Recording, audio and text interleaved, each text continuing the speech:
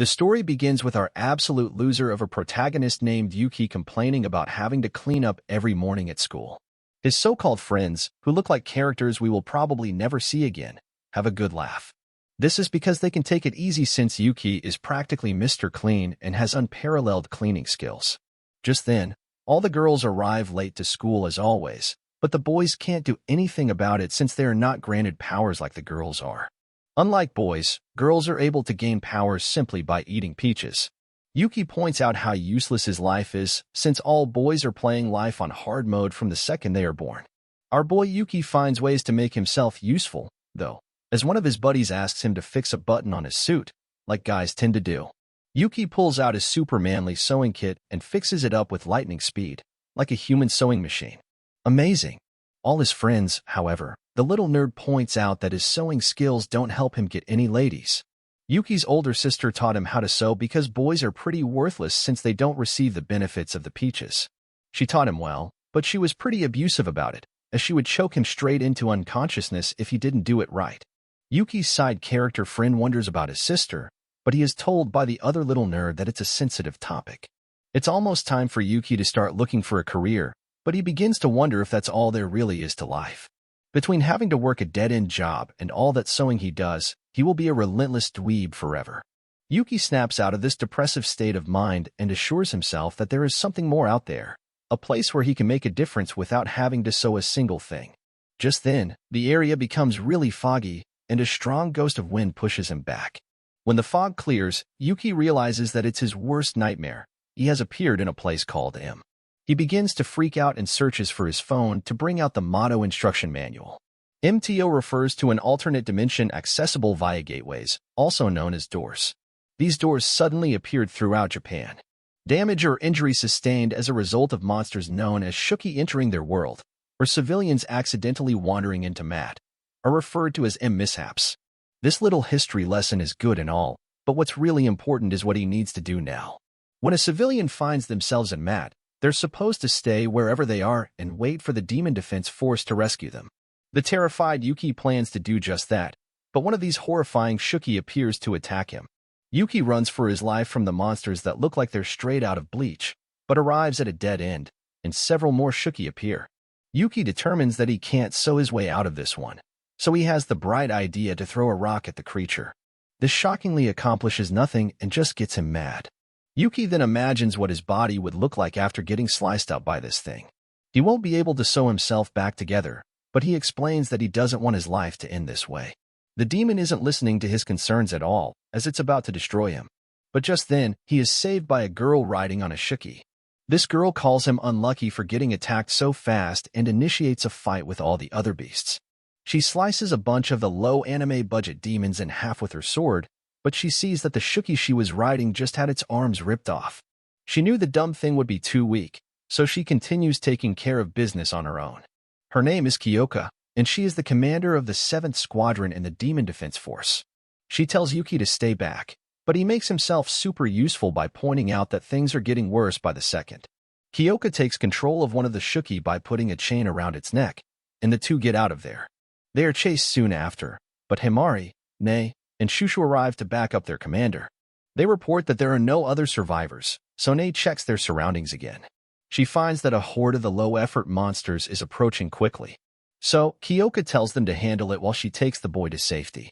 The girls instantly handle business as Himari does her best impression of Mega Man and transforms her hand into some kind of Gatling gun to put a bunch of holes in the demons. Shushu won't be outdone though and shows off her ability to grow into a giant like she's one of the Avengers. It becomes pretty apparent to Yuki that of all the girls that are able to get power from peaches, these girls are the cream of the crop.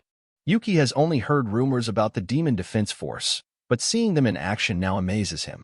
The girls finish up the hollows from Bleach, and we see that they found an unconscious boy. They assume that their commander made it back to the dorm already, so they decide to go and check if the last site has been cleared before heading home. The little boy wakes up, but instead of being grateful for them saving him, he just looks around for his sister. Elsewhere, we see that the commander hasn't made it back yet, and she is busy reminding Yuki about the most important rule when a civilian finds himself in a map mishap. They're supposed to keep their mouths shut. Just then, they must stop as they come across a girl that Yuki remembers seeing just before going through the gate. This girl is just about to learn an important lesson from gravity, but luckily she is saved by Kyoka. Kokoshuki's slave is way too slow, so they have to abandon it, and she begins fighting all the demons chasing them. Yuki bravely protects the girl, but he must be saved as well. Kyoka quickly raises a barrier and tells them not to wet themselves, but the demons are beginning to break through. Things are looking bad, even for Kyoka, and she begins to think about how she got stuck with a lousy ability. A look into the past shows some girls gossiping about her. She is known for being strong, but her ability sucks, and they are certain she will never be Supreme Commander. Koga is determined to prove those dumb girls wrong and vows to one day rule over all the commanders. Time is running out, and she thinks about doing something crazy. She has never tested her ability on a man before, so she has a serious decision to make. She tells Yuki that she needs something from him in order for them to escape. So, of course, the little dweeb is eager to do whatever it takes to survive. He doesn't get what he expected, though, as Kyoka informs him that he's going to be her slave. The process seems like it might be a little risque. However, as Kyoka tells the little girl to get out of the way and close her eyes, Ioka explains that if Yuki had enhanced strength, they would have a shot at making it out of there alive. Yuki can't believe that she wants him to fight the demons, but Kyoka manhandles him and reminds him that he said he would do whatever it takes. She then explains that it's time for him to bow down to her. These words hit Yuki like a truck, and despite never even having touched the girl before, he reacts on instinct. Yuki holds her finger out to him, and for some strange reason, his instincts tell him to lick it.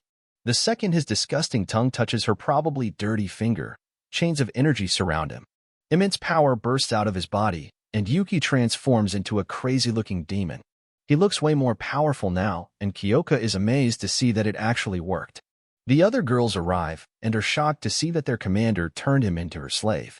Yuki is insanely powerful as he slices right through a demon, and things have worked out way better than Kyoka could have imagined. Kyoka mounts him and commands him to show her what he's got. Yuki then starts ripping all the demons to shreds like a boss, flying through the air and slicing right through all of them like they don't even exist. Kyoka throws in some commands for good measure, and she is stunned by how fast he is. Kyoka reunites the little siblings, but everyone is startled when the demons start doing some reuniting of their own. The giant lump of demons becomes a huge demon, so Kyoka orders the others home so she can take care of business with Yuki. She commands him to crush the giant, so Yuki bursts right through the little rock it was carrying. He dodges all of its attacks and trims a bit off the top of the demon's body.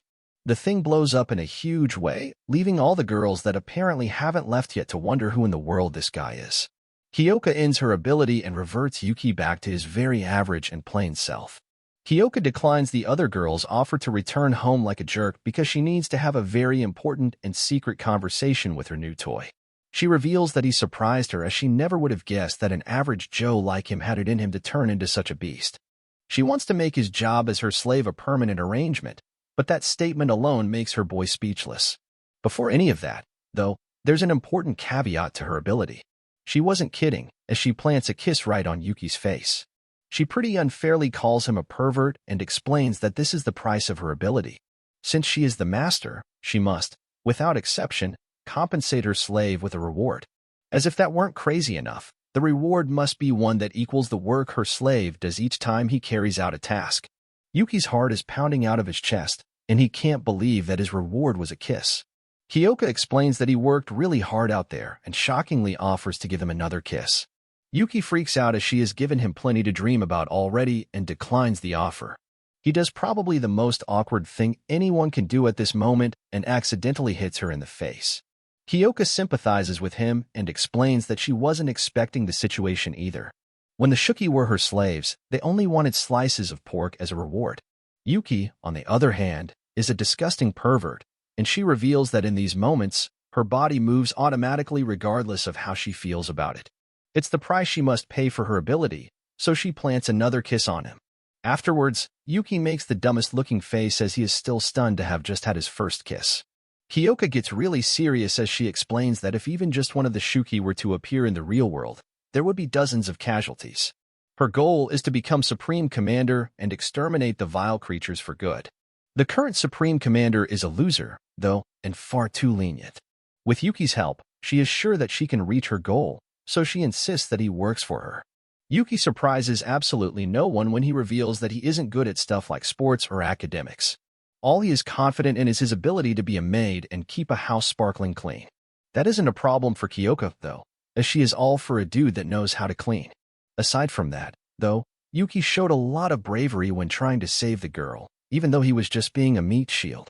Kyoka thinks he isn't too bad for a guy. So, Yuki finally finds some courage and declares that he wants to be a hero. In M, Yuki only has a life of monotony and mediocrity waiting for him in the real world. In this world, though, he can turn into a monster that looks like something from a cross between Pokemon and Bleach. For the first time ever, he feels like he can avenge his sister's death.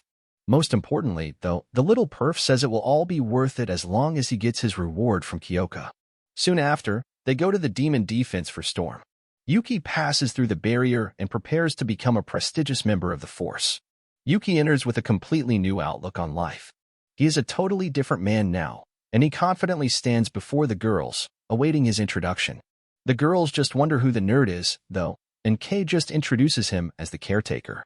She explains that during battle, he will be her slave, but at the dorm, he is the girl's caretaker. Some of these girls have never even seen a boy before, but Kyoka explains that they're all very skilled fighters. They all have colorful personalities, though, so their caretakers don't usually stick around for long. Yuki is the perfect fit, though, because he is as dull as it gets, and he is great at cleaning. Yuki is furious since he thought he was going to be on the Demon Defense Force, but Kyoka explains that men are not allowed to join. She instructs the girls to make him feel at home, so they waste no time in telling him to do chores. Yuki can hardly keep up, but Nei is the only nice one among them and tells him that everything will be okay. The others are quick to point out that the little girl has superiority over him, so he better not disobey her.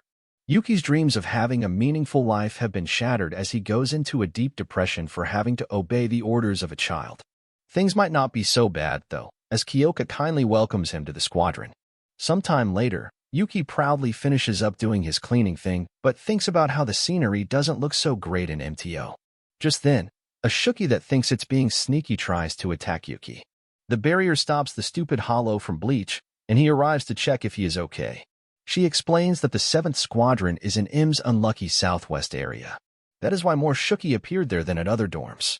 M is an alternate dimension that's as big as the city of Tokyo, and it's divided into 8 locations. Each one also has its own demon defense force. Nei considers herself his teacher, but Yuki isn't sure if he can get used to a child being his superior. Yuki ignores that for the moment as he wonders if they should do something about the Shuki that's just been hanging around there awkwardly. But Nei explains that it's just a small fry, and they can just ignore it. Hamari doesn't agree with her, apparently, as she goes all Mega Man on the Shuki and lights it up with her Gatling gun. Yuki is upset that she almost hit them, but Hamari points out that if she wanted to hit him, he would already be filled with bullets. Hamari tells him to get to work on dinner and reminds him that he's only there because of Kyoka. Yuki begins to think that being a caretaker really sucks, and he has a strange feeling like he senses someone. That night, everyone raves over Yuki, the chef's cooking skills, and even the poor attitude Hamari wants another serving. He feels great after all the compliments and even keeps a good attitude when they remind him of all his other duties. The dummy gets back to work, but finally remembers that he wanted to be a hero, not a handyman. Yuki brings up his concerns about just doing chores all day, but Kyoka explains that she will use him in battle when needed. She instructs him to focus on housekeeping until then, and when he finally sticks up for himself, Hamari threatens to slice his head off. Kyoka acknowledges that the others might be uncomfortable with a male caretaker, but Yuki's really good at cleaning, and he is also vital to her ability. She asks that they all try to be nice to him, and tells him not to worry since she will rip off his manhood if he does anything wrong. That night, Shushu, who has shrunk to her tiny self, thinks she just caught Yuki spying on one of the girls. So, she threatens to tell the commander. Shushu explains that her ability allows her to grow or shrink, and she takes an incriminating picture. She was curious about Yuki, so she has been keeping a close eye on him. Yuki tries to clear things up by explaining that he was just cleaning, but she isn't interested in any of his excuses. Yuki assumes that she is trying to blackmail him for money, but she just likes to keep things interesting.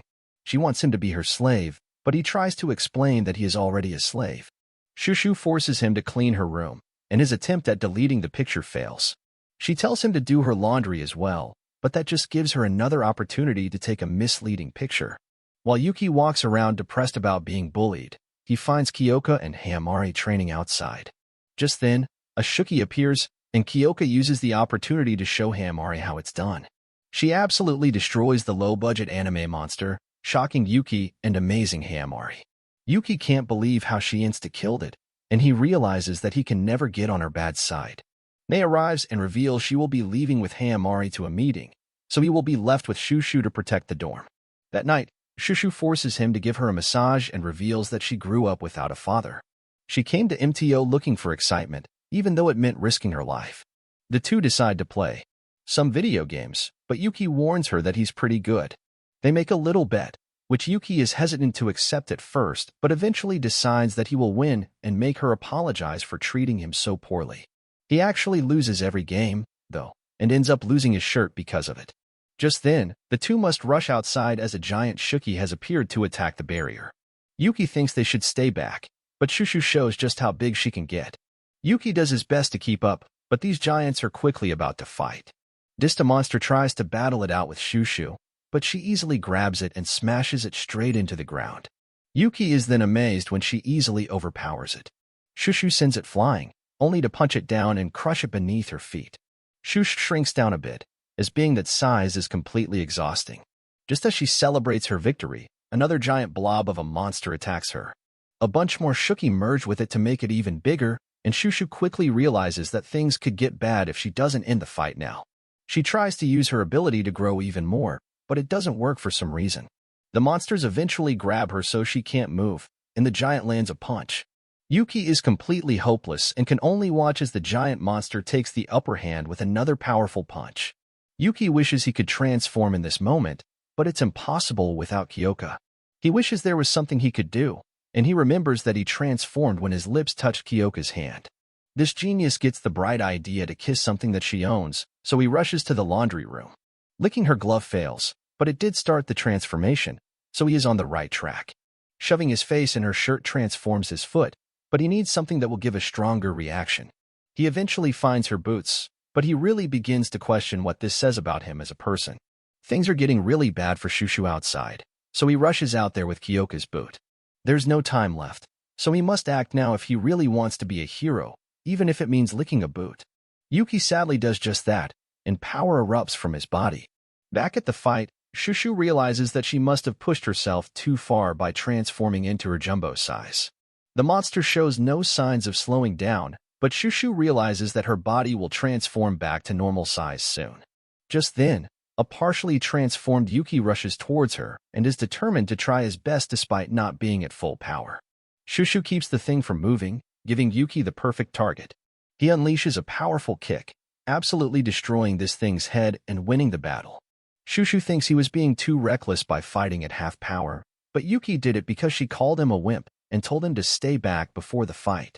Afterwards, Kyoko works on fixing up Yuki's body, since there are some pretty painful repercussions for forcing a transformation on his body.